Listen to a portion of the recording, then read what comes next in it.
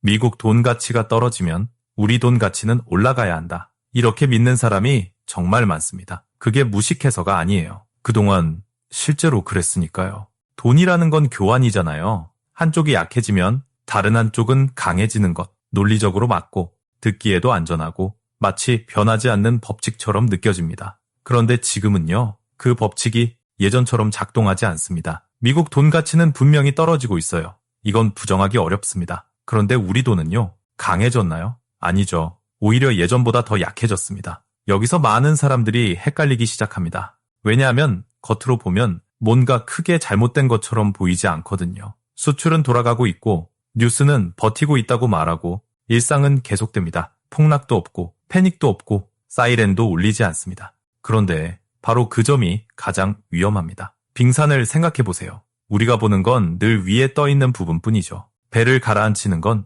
보이지 않는 아래쪽입니다. 과거를 보면요, 통화 가치가 크게 흔들릴 때는 대체로 비슷한 패턴이 있었습니다. 급등하고 정점을 찍고 그리고 내려옵니다. 충격이 있고 그 다음엔 회복이 있죠. 그런데 이번은 다릅니다. 확 치고 올라갔다가 떨어지는 게 아니라 높은 위치에서 그냥 오래 머무르고 있어요. 장기 평균으로 보면 지금 수준은 사람들이 최악이라고 기억하는 시기보다 오히려 더 높습니다. 차이는 정점이 아닙니다. 차이는 지속 시간입니다. 한 달 높으면 충격이고 몇 년 동안 높으면 그건 구조가 바뀐 겁니다. 구조가 바뀌면 그 위에서 사는 사람들의 삶도 바뀝니다. 갑자기 무너지는 게 아니라 조용히 하루하루 조금씩 살기가 어려워집니다. 설명은 정말 많습니다. 돈이 해외로 많이 나간다. 연기금이 해외 비중을 늘린다. 개인 투자자도 마찬가지다. 수출 기업은 환율이 높을수록 유리하니까 굳이 돈을 바로 들여오지 않는다. 거기에 피할 수 없는 외부 요인, 약속된 지출, 국제적인 부담도 있습니다. 다 맞는 말이에요. 틀린 설명은 없습니다. 그런데 거기서 멈추면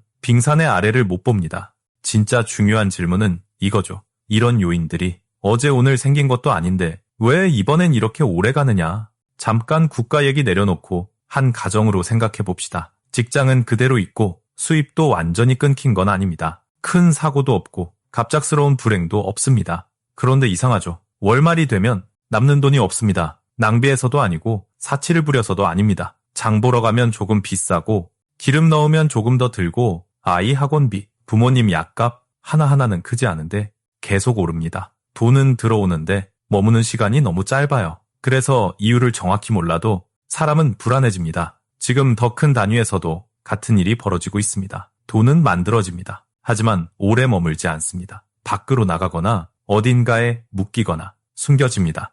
돈이 만들어진 곳에 남지 않으면 그곳을 강하게 만들지 못합니다. 대신 주변 가격만 올려놓습니다. 많은 사람들은 돈 가치가 떨어지는 걸 돈이 부족해서 라고 생각합니다. 그런데 역사적으로 보면 정반대인 경우도 많았습니다. 돈이 약해지는 이유는 돈이 너무 많고 너무 빠르게 움직이기 때문입니다. 돈이 만들어지는 속도가 그걸 붙잡아둘 수 있는 기반보다 빠르면 가치는 자연스럽게 떨어집니다. 어렵게 생각할 필요 없어요.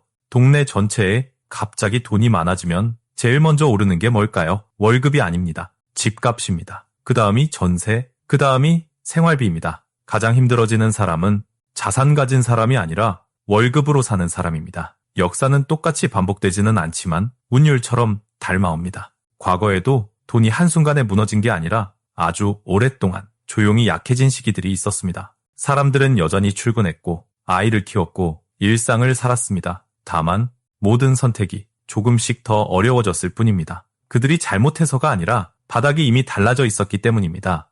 매일 벌어지는 일만 보면요. 사실 믿기 쉽습니다. 아직은 괜찮다. 가게는 열려있고 공장은 돌아가고 사람들은 여전히 출근합니다. 줄 서서 싸우는 장면도 없고 은행 앞에 긴 줄도 없고 눈에 보이는 붕괴도 없습니다. 그런데 바로 그래서 많은 사람들이 아주 중요한 질문 하나를 놓칩니다. 돈이 사라지는 게 아니라 천천히 오래 가치만 떨어진다면 그땐 무슨 일이 생길까? 사람들은 보통 깔끔한 답을 원합니다. 범인은 이거다. 이 한 가지 때문에 그렇다. 그런데 현실은 그렇지 않습니다. 돈이 약해지는 건 한 번의 큰 우달 때문이 아닙니다. 여러 힘이 동시에 작용합니다. 조금은 밖에서, 조금은 안에서, 그리고 수년 동안 쌓여온 습관에서 하나하나는 당장 무너뜨릴 만큼 강하지 않습니다. 하지만 다 합쳐지면 모든 걸 아주 천천히 밀어냅니다. 집이 무너질 때도요. 보통은 태풍 한 번 때문이 아니라 기초가 매일 조금씩 깎이기 때문이죠. 많이들 이렇게 말합니다. 돈이 해외로 많이 나간다. 큰 자금들이 밖에 투자한다. 사람들도 돈을 들고 나간다. 맞는 말입니다. 틀린 말 아니에요.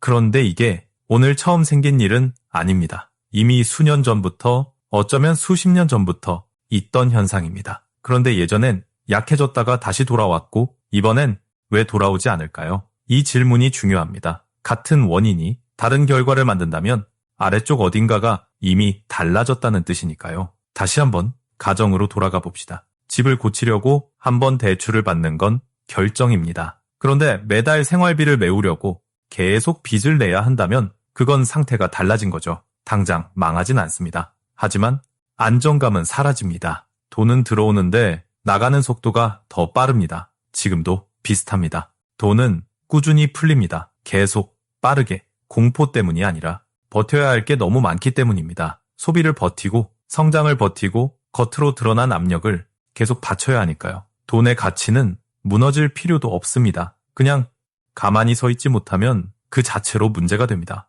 이건 많은 사람들이 느끼고는 있지만 말로는 잘 못하는 부분입니다. 월급은 올랐는데 여유는 안 느껴집니다. 누가 대놓고 돈이 가치가 떨어졌어요 라고 말하지는 않지만 당신은 이렇게 느낍니다. 장보기가 부담스럽고 학원비가 무겁고 병원비가 걱정됩니다. 하나가 폭등한 건 아닙니다. 모든 게 조금씩 같이 올라갑니다.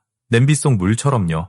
넘치지는 않지만 온도는 계속 올라갑니다. 과거에도 사람들이 위험 속에 있다는 걸 전혀 느끼지 못했던 시기가 있었습니다. 즉각적인 위기도 없고 운명의 날도 없었습니다. 다만 이런 변화가 있었죠. 저축이 숨쉬기 힘들어지고는 다달해 봤습니다. 월급이 생활 속도를 못 따라가고 가족이 계산을 더 많이 하게 됩니다. 어제도 평범했고 오늘도 평범합니다. 그런데 몇 년이 지나면 틈은 눈에 띄게 벌어집니다. 사람들은 말합니다. 아직 괜찮잖아. 별일 없는데? 맞습니다. 아직은 무너지지 않았습니다. 그런데 건강도 마찬가지죠. 통증이 확실해질 때는 이미 오래전부터 기초가 약해져 있었습니다. 돈이 약해지는 게 당장 공포를 만들지는 않습니다. 대신 사람을 서서히 지치게 합니다. 마지막에는 모든 큰 이야기가 여기로 돌아옵니다. 국가도 아니고 숫자도 아닙니다. 우리 집은 어떻게 버티는지, 월급에 여유가 남는지, 저축이 아직 안전하게 느껴지는지, 아이가 아플 때 마음이 흔들리지 않는지 겁먹을 필요는 없습니다. 하지만 아무 일도 없다고 믿고 잠들기에도 조금 이릅니다. 헷갈리기 쉬운 게 하나 있습니다. 우리는 보통 이렇게 생각하죠. 위기라는 건 모든 게 한 번에 무너질 때라고. 은행 문이 닫히고 돈을 못 찾고 사회가 혼란스러워지는 순간. 그런데 현실은 다릅니다. 가장 힘든 시기 대부분은 그렇게 시작하지 않습니다. 아무도 문제가 생겼다고 말하지 않아요. 그냥 다들 조금씩 무겁다고 느낄 뿐입니다. 예전에는 돈이 약해질 때 패턴이 비교적 분명했습니다. 갑자기 오르고 정점을 찍고 그리고 내려왔죠. 마치 열이 나는 것처럼요. 확 오르고 그리고 가라앉습니다. 그런데 이번은 다릅니다. 비정상적으로 높다기보다 높은 상태로 계속 서 있습니다. 미열이 오래가는 것처럼요. 병원 갈 정도는 아닌데 몸은 점점 지칩니다. 이게 사람들을 방심하게 만듭니다. 큰 충격도 없고 와 하는 순간도 없으니까요. 그냥 은근한 불편함만 계속됩니다. 이 상황에서 모두가 같은 영향을 받지는 않습니다. 겉으로 보면 괜찮아 보이는 사람들도 있습니다. 큰 회사, 수출이 많은 곳, 매출이 늘어난 곳, 그들은 말합니다. 뭐가 문제야? 하지만 다른 쪽에서는요. 월급으로 사는 가족들, 작은 회사에서 일하는 사람들, 매일 재료비와 비용을 감당해야 하는 사람들, 그들은 돈이 사라졌다고 느끼지 않습니다. 대신 이렇게 느끼죠. 남는 게 얇아지고 나가는 게 두꺼워지고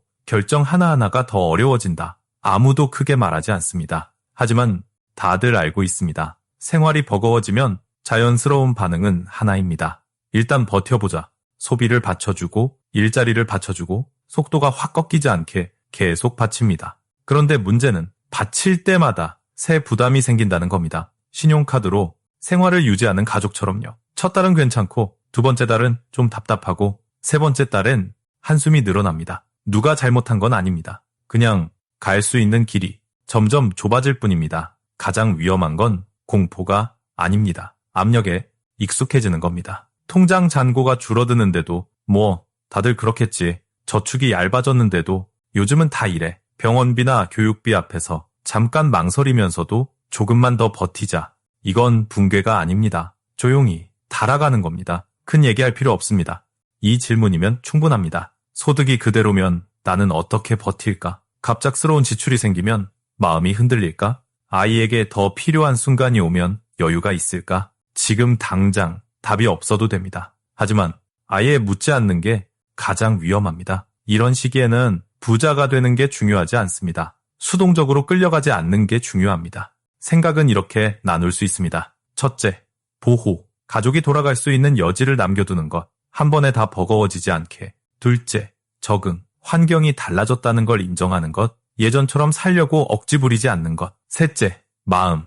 머리를 차갑게 유지하는 것. 겁먹지 않되 스스로를 속이지도 않는 것. 급할 필요는 없습니다. 하지만 지금 어디에 서 있는지는 알고 있어야 합니다. 어느 날 누군가 나와서 이렇게 말해주지 않습니다. 오늘부터 상황이 바뀌었습니다. 변화는 늘 조용히 일어납니다. 그리고 선택은 항상 지금에 있습니다. 마지막 질문은 이것뿐입니다. 몇 년 뒤 돌아봤을 때 당신은 그래도 준비는 했던 사람이고 싶을까요? 아니면 이럴 줄은 몰랐다고 말하는 사람일까요?